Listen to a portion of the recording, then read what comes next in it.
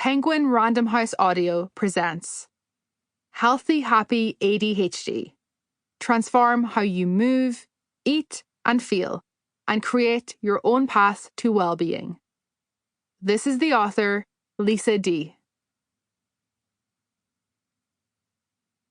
To the hopeful girl in us all. Introduction. I can't stick to anything.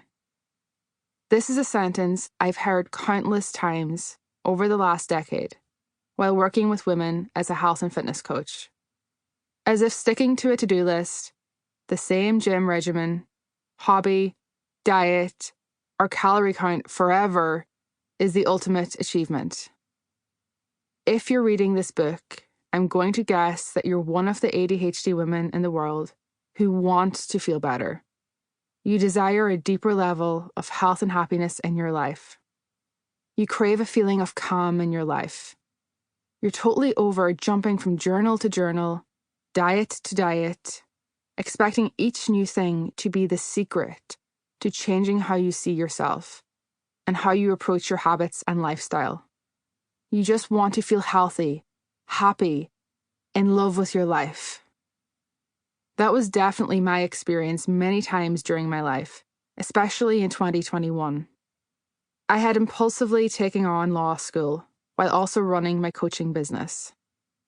A truckload of trauma from the past was surfacing, and I was in therapy, which resulted in a post-traumatic stress disorder diagnosis, PTSD. A long stint of comfort eating had me slowly gaining weight over the previous 2 years. I was overwhelmed and deeply struggling. I had worked with women for 8 years to help them build habits that supported their bodies, minds, and spirits. I guided many transformations over that time. Yet here I was, feeling unhealthy, unfit, and unhappy. I was slow and heavy on my feet and got out of breath while climbing the stairs. A zeal for life, a love for progress, a passion for fitness, an optimistic outlook, and a playful excitement for making my dreams a reality were core elements of who I was. But I didn't see myself that way anymore. My entire self-concept had changed. I began to believe that I was someone who was too lazy to go for a walk, who couldn't be bothered to eat healthy, and who opted to sit around feeling sorry for herself instead of taking responsibility for what she could change. I couldn't seem to fully admit that I was struggling because that brought a feeling of deep shame. So I pretended I was fine and did what I knew best. I put on a brave face for the world. I had stopped living by my values and ethos, so much so that people stopped asking me for advice about their well-being. This lack of vibrancy flowed into all areas of my life. At first I felt dissatisfied and frustrated, but soon I began to feel helpless, hopeless, and empty. One night I was crouched over my desk in my kitchen, struggling with 2 deadlines that fell in the same week. My accountant had asked me to input some transactions into their system so they could file my paperwork on time, avoiding a penalty. At the same time, a deadline for a short essay for one of my law classes was looming. I had left both the tax return and the essay until the last moment, and I couldn't seem to work on either task for more than a few minutes at a time. My brain was going 1,000,000 miles an hour, and I kept erupting into floods of tears. On paper, both tasks seemed quite simple and like normal entries on any functioning adult's daily to-do list. Why can't I just do them? I asked myself. It's not even hard, so why can't I just do it? What's wrong with me? This is so easy for other people. Every single month, I make this same mistake. If I can't even do these 2 simple things, how am I ever going to be able to do bigger things in life? I'll never be able to take care of children. I'm such a mess. They think I'm lazy. I'm capable of better. I felt embarrassed. I felt stupid.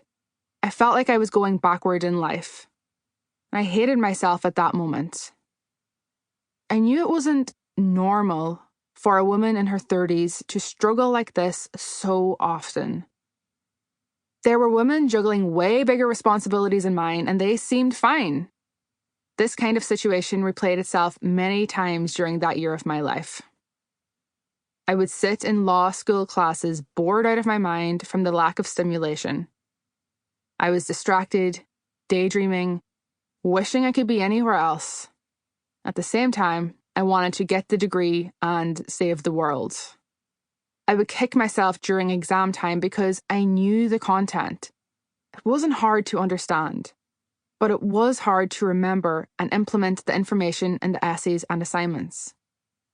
One excited angel on one shoulder was telling me all I was capable of and the potential I had yet to tap into, while on the other shoulder was a gremlin who reminded me of all the ways I was behind and less than. After many more inexplicable meltdowns at my desk, an Instagram post about ADHD caught my attention. Recognizing myself in the description and needing to know more, I searched for podcasts on ADHD. I listened to a few episodes in a row while I was on a walk, and I couldn't get enough. I felt so seen.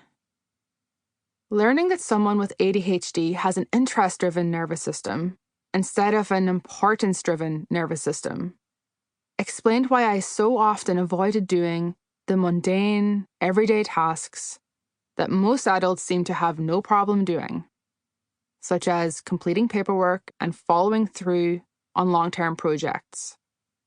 I often found it challenging to stay on top of household chores and bills, but I could spend hours engrossed in a creative project without even realizing the passing of time. I was so fired up that I ran all the way home and burst through the door to tell my partner Rory, "I think I have ADHD." I went down a research rabbit hole, reading and listening to everything about how ADHD affects women. Suddenly, so much made sense, such as the way my body constantly felt like it was jumping out of itself. I was always changing positions, putting my hair behind my ear every few minutes, even when there was no hair to move. Sipping my drink, scribbling, flicking my pen, fixing my socks, picking my nails, darting my eyes around every room. Until learning about ADHD, I'd never thought much about this constant fidgeting and activity. It was just the way I was. Now I knew it was hyperactivity from my ADHD. I felt so relieved that I cried. I knew I had found something important that explained a lifetime of patterns that I hadn't understood before.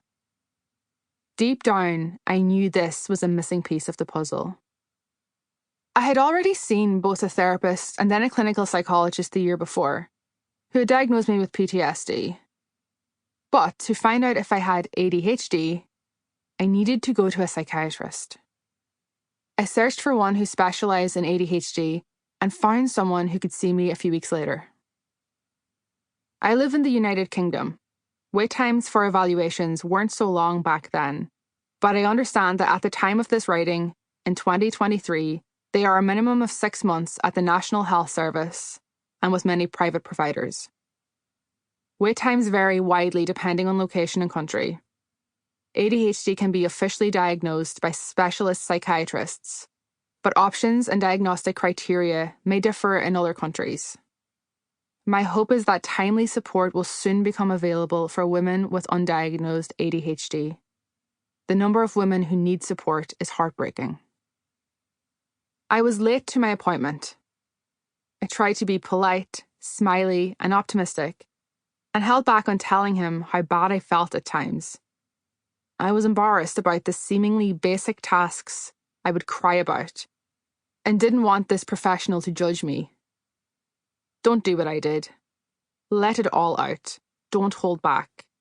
You're literally paying someone to help you the best they can. And they can't help you if you're not sharing your experiences for fear of being judged, rejected, or laughed at. My mask didn't work, and 30 minutes later, he told me I have severe ADHD. The psychiatrist gave me a prescription for medication, but I wasn't sure about starting it. I saw medication as a life-changing decision and worried I would get hooked. Sample complete. Ready to continue?